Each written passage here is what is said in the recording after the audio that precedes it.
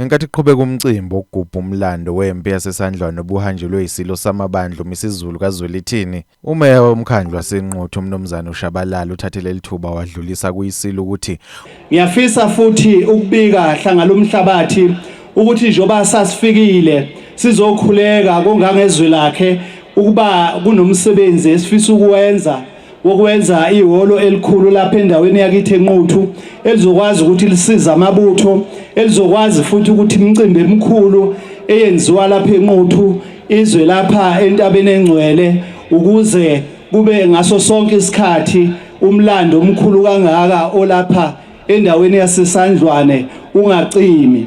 Siyafisa futhi hlanga lomhlabathi ukusho ukuthi njoba sasifikile kuhlanga lomhlabathi sizobika ukuthi sifisa ukuba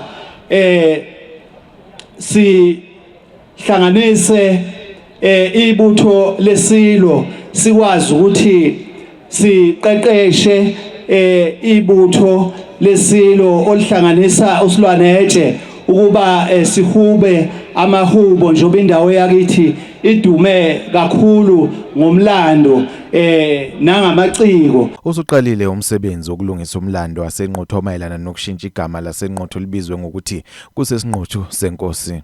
Fisa ukuba ngisho ukuthi negama lesinquthu sasenkosi sesipheka umsebenzi ukuthi sulungise umlando wakhona la esandlwane ukuthi isilo esikhulu sathi inkosi uShayo kwaNgobese ifisa ukuba abe isinquthu senkosi.